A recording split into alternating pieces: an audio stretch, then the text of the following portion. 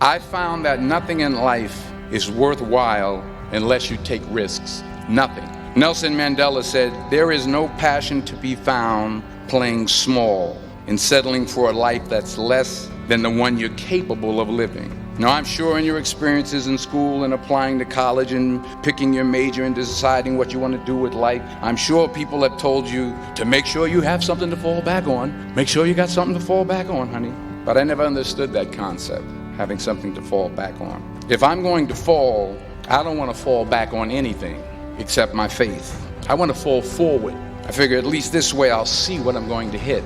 Fall forward. This is what I mean. Reggie Jackson struck out 2,600 times in his career, the most in the history of baseball. But you don't hear about the strikeouts. People remember the home runs. Fall forward. Thomas Edison conducted 1,000 failed experiments. Did you know that? I didn't know that. Because the 1,001st was the light bulb. Fall forward. Every failed experiment is one step closer to success. You've got to take risks, and I'm sure you've probably heard that before, but I want to talk to you about why that's so important. I got 3 reasons, and you can pick up your iPhones. First, you will fail at some point in your life. Accept it. You will lose. You will embarrass yourself. You will suck at something. There's no doubt about it. And I know that's probably not a traditional message for a graduation ceremony, but hey, I'm telling you, embrace it, because it's inevitable, and I should know. In the acting business, you fail all the time. Early on in my career, I auditioned for a part in a Broadway musical. Perfect role for me, I thought, except for the fact that I can't sing. I didn't quit. I didn't fall back.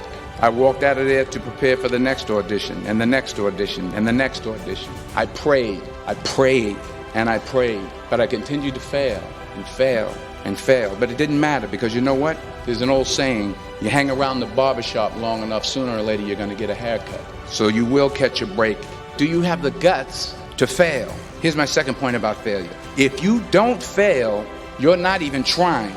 I'll say it again. If you don't fail, you're not even trying. My wife told me this great expression. To get something you never had, you have to do something you never did. You've invested a lot in your education, and people have invested in you. And let me tell you, the world needs your talents. Man, does it ever. The world needs a lot, and we need it from you. We really do. We need it from you young people. I mean, I'm not speaking for the rest of us up here, but I know I'm getting a little grayer. We need it from you, the young people, because remember this. So you got to get out there. You got to give it everything you got, whether it's your time, your talent, your prayers, or your treasures. Because remember this, you will never see a U-Haul behind a hearse. I'll say it again. You'll never see a U-Haul behind a hearse. Now, I've been blessed to make hundreds of millions of dollars in my life. I can't take it with me, and neither can you. So it's not how much you have, it's what you do with what you have. What are you going to do with what you have? I'm not talking about how much you have.